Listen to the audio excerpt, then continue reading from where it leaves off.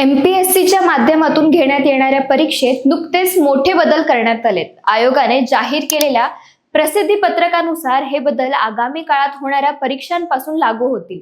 यातील सगळ्यात महत्त्वाचा बदल म्हणजे गट क सेवांसाठी घेतली जाणारी संयुक्त परीक्षा आता ऑनलाईन होणार आहे। याआधी ही परीक्षा ऑफलाईन व्हायची, मात्र त्यात आता बदल करण्यात आलाय। मात्र या निर्णयाला आता विद्यार्थी संघटनांनी जोरदार विरोध केलाय। तसंच सत्तेतील आणि विरोधी पक्षातील लोकप्रतिनिधींनी देखील याला विरोध दर्शवला असल्याचं दिसून येत आहे। या सगळ्या पार्श्वभूमीवर काल पुण्यातील सारथी संस्थेच्या कार्यक्रमात मुख्यमंत्री देवेंद्र फडणवीसांनी विद्यार्थ्यांना आश्वस्त केलंय। विद्यार्थ्यांसोबत चर्चा करूनच निर्णय घेण्याच्या सूचना आयोगाच्या अध्यक्षकांना केली आहे, असं मुख्यमंत्र्यांनी सांगितलंय। मात्र यावरून अधिकच संभ्रम वाढलाय। सध्या तरी आयोगाने ऑनलाईन परीक्षा घेण्याचा निर्णय झाल्याचं प्रसिद्धी पत्रक काढलंय। तेव्हा एमपीएससीने परीक्षा पद्धतीत कोणते बदल केलेत, त्या बदलांसाठी काय कारणे दिली आहेत आणि विद्यार्थ्यांची यावर काय प्रतिक्रिया आहे, या सगळ्याची माहिती आपण या व्हिडिओतून घेणार आहोत।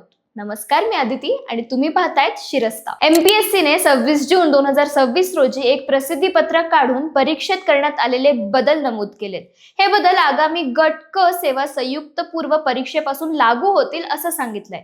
एकूण 2699 पदांसाठी होणारी ही परीक्षा येत्या 27 सप्टेंबर रोजी होणार आहे। या आधीच या परीक्षेचं स्वरूप पाहिल्यास ऑफलाईन स्वरूपात ही परीक्षा होते। OMR शीटवर उत्तरपत्रिका असते आणि विद्यार्थ्याला देखील एक कार्बन कॉपी दिली जाते। एमपीएससीने आता ही पद्धत पूर्णपणे बंद करून परीक्षा ही सीबीटी म्हणजेच कम्प्युटर बेस्ड टेस्ट अशी असेल।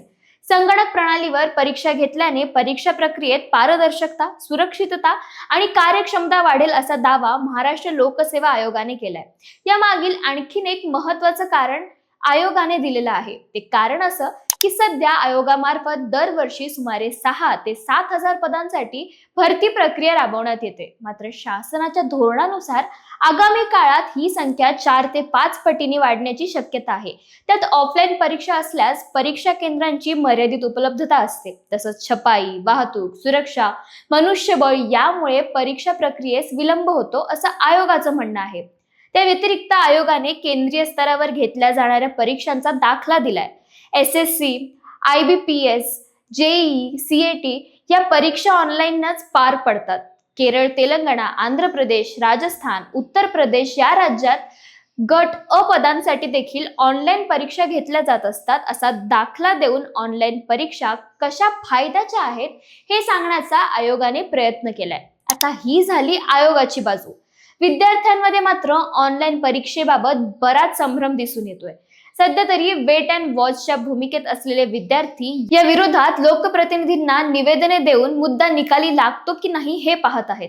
विरोधी पक्षातील अनेक नेत्यांनी या निर्णयाला विरोध केलाय। काँग्रेसचे प्रदेशाध्यक्ष हर्षवर्धन सपकाळ, तसेच सतेज पाटील, कैलास पाटील, रविकांत तुपकर यांनी देखील सोशल मीडियावर निर्णय रद्द करावा अशी पोस्ट केली आहे। यासोबतच सत्तेत असणाऱ्या पक्षातील शिवसेनेच्या बच्चू कडू यांनी देखील निर्णयाचा विरोध केलाय। भाजप आमदार अभिमन्यू पवार यांनी कायम विद्यार्थ्यांसोबत असेल असं आश्वासन दिले। हे सगळं असलं तरी सुद्धा यातील नॉर्मलायझेशन प्रक्रिया म्हणजे गुणांचे समानीकरण, एकाच दिवशी वेगवेगळ्या सत्रात ऑनलाईन परीक्षा होते, त्यामुळे वेगवेगळ्या सत्रानुसार प्रश्नपत्रिकेची काठिण्य पातळी बदलत असते। अशा वेळी विद्यार्थ्याला मिळालेले गुण काठिण्य पातळीनुसार कमी किंवा जास्त केले जातात।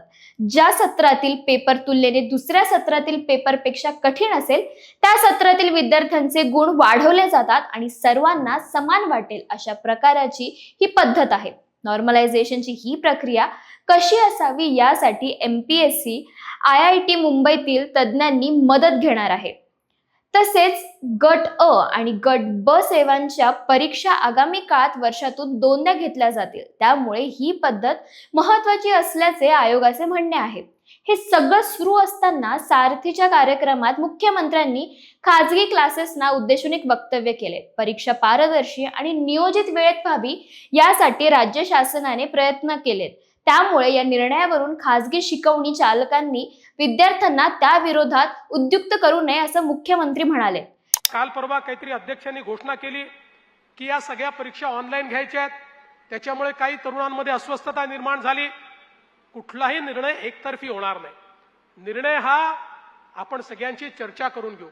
मी आज अध्यक्षांना विचारलं तेव्हा अध्यक्षांनी सांगितलं देशातल्या सगळ्या स्पर्धा परीक्षा या त्या ठिकाणी ऑनलाईन होत आहेत आणि आता पुढच्या वर्षीपासून नीटची परीक्षा देखील त्याच पद्धतीनं घेण्याचा निर्णय केंद्र सरकारने घेतलाय.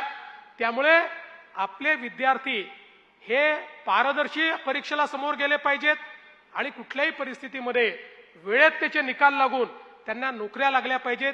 याकरता मी हा निर्णय घेतलाय. पण मी त्यांनाही सूचना केली की विद्यार्थ्यांशी व्यापक चर्चा करा, त्यांना हे समजावून सांगा हे निर्णय काही एमपीएससीच्या हिताकरता नाही आहेत, निर्णय जे आहेत ते विद्यार्थ्यांच्या हिताकरता आहेत. स्पर्धा परीक्षा क्षेत्रातील सर्व परिचित असे शिक्षक नितेश कराळे यांनी या निर्णयाच्या संबंधित एक व्हिडिओ पोस्ट केलाय. तर त्यांचं म्हणणं काय आहे ते आधी बघूयात.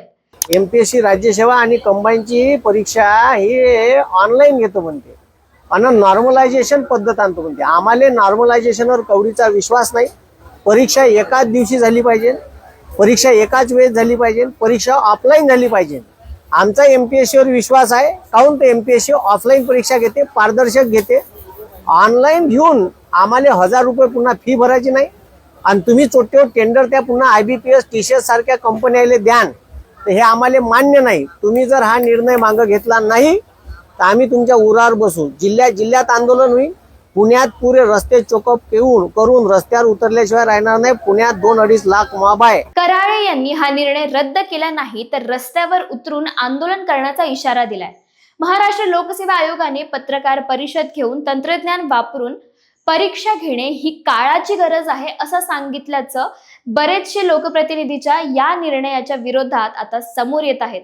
यासोबतच राज्यसेवा गट अ च्या मुख्य परीक्षेत असणारा वैकल्पिक विषय इथून पुढच्या परीक्षांमधून वगळण्यात आल्याचा निर्णय एमपीएससीने नुकताच घेतलाय. मागच्याच वर्षी वैकल्पिक विषय आणला होता आणि या वर्षी वगळण्यात आल्याने काँग्रेस प्रदेशाध्यक्ष यांनी आयोगावर टीका केली आहे. हे सगळं सुरू असताना अधिवेशनात हा मुद्दा चर्चेत येण्याची शक्यता आहे. परीक्षा ऑनलाईन की ऑफलाईन याचा निर्णय आयोगाने तरी घेतलाय. फक्त आता त्याची अंमलबजावणी होणार की नाही हे चित्र येणाऱ्या काळात स्पष्ट होईल.